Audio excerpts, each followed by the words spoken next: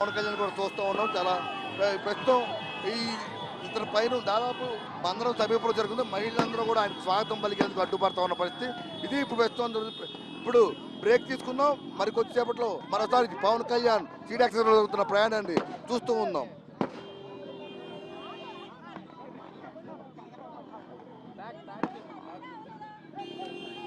Back చేయమని ఒక 2 అడుగులు.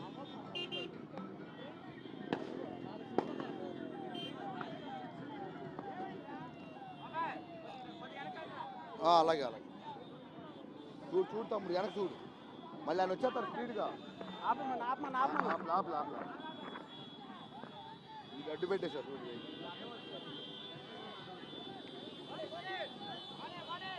సాయం చూసుకోండి జాగ్రత్త, సాయం చూసుకో జాగ్రత్త. వెళ్ళిపోతున్నాడు బాగానే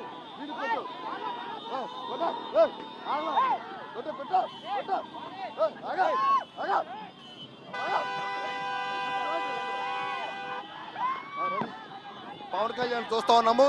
సమయం అయిపోతున్న నేపథ్యంలో యాత్ర కొనసాగుతుంది.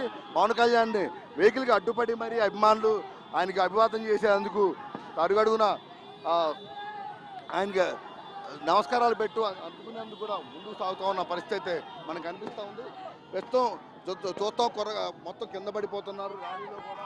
ఈ నేపథ్యంలో పవన్ కళ్యాణ్ కూడా సమయం దాటిపోతున్న నేపథ్యంలో ముందుకు సాగాలని కూడా చెప్తా ఉన్నారు. ఇప్పటికే తన సిబ్బందికి కూడా ఆదేశాలు కూడా జారీ చేసిన పరిస్థితుల్లో పవన్ కళ్యాణ్ యాత్ర వేగంగా సాగుతూ ఉంది. ఇక్కడ నుంచి మందరం వరకు కూడా ఇదే విధంగా సీడాక్స్ రోడ్లో నుంచి ఆయన తొలిసారిగా మందరం గ్రామంలో అంటే అమరావతిలో మందరంలో జరిగిన ఉద్యమం కీలకంగా ఉంది.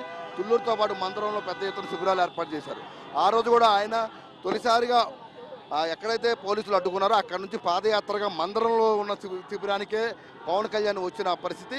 ఆ రోజు అక్కడే రోడ్డు మీద వాళ్ళతో పాటు బైఠాయించి ఉద్యమానికి అండగా ఉంటానని చెప్పిన గ్రామం మందరం. ఈ నేపథ్యంలో ఇవాళ కూడా అదేవిధంగా పవన్ కళ్యాణ్ సీడాక్స్ రోడ్డు ద్వారా మందరం గ్రామంలోకి తొలిసారిగా ఆయన అడుగు పెట్టబోతున్నారు. దీంతో అక్కడున్న రైతులు మహిళలందరూ కూడా తీవ్ర ఆనందం వ్యక్తం చేస్తున్నారు. జనసేన అధినేతకు ఉప ముఖ్యమంత్రి హోదాలో అడుగుపెడుతున్న పవన్ కళ్యాణ్కు ఘనంగా స్వాగతం పలికేందుకు అపూర్వంగా పూలవర్షం కురిపించేందుకు ప్రత్యేకంగా ఏర్పాట్లు చేసినట్టున్నారు. పవన్ కళ్యాణ్ కూడా ఎప్పటికి వచ్చిన వందలాది మంది వేలాది మంది అభిమానులు కార్యకర్తల సమక్షంలో ఆయన ర్యాలీ కొనసాగుతూ ఉన్న పరిస్థితి వస్తూ ఉంది. దీంతో ఇదే మొదట్లో చాలా నిదానంగా అందరికీ అభివాదం చేసుకుంటూ బయలుదేరినప్పటికీ కూడా పవన్ కళ్యాణ్ కానీ ప్రస్తుతం ఈ సమయం దాటిపోవడంతో తొందరగా వెళ్ళిపోవాలని కూడా ఆయన సూచించిన నేపథ్యంలో వేగంగా కదులుతూ ఉన్న పరిస్థితి. ఇక ఈ అమరావతికి సంబంధించి ఎందుకంటే మొదటి నుంచి పవన్ కళ్యాణ్ ఆ రోజు 33 ఎకరాల ఉన్న సమయంలో కూడా కొంత ఆవేదన వ్యక్తం చేశారు. అయినప్పుడు కూడా రైతులు నమ్మకంతో ఇచ్చారు. ప్రస్తుతం మన పవన్ కళ్యాణ్ కూడా ఎండలో ఎక్కువ ఉన్న నేపథ్యంలో ఆయన లోపలికి వెళ్ళిపోయిన పరిస్థితి. త్వరగా వెళ్ళిపోవాలని కూడా సూచించిన నేపథ్యంలో స్పీడ్గా లాగిచ్చే నేపథ్యంలో పవన్ కళ్యాణ్ కాన్వాయ్ కూడా చాలా వేగంగా కొనసాగుతుంది. ఇక అమరావతికి సంబంధించి ఇప్పుడు అందరూ కూడా చాలా ఆనందంతో వ్యక్తం చేస్తున్నారు. తప్పకుండా వచ్చే 5 ఏళ్ల కాలానికి అంటే మళ్ళీ వచ్చే ఎన్నికల నాటికి అమరావతిలో అద్భుతంగా ఒక రాజధాని ఆదర్శవంతమైన రాజధాని ఉంటుందని చాలా గట్టిగా నమ్ముతున్నారు.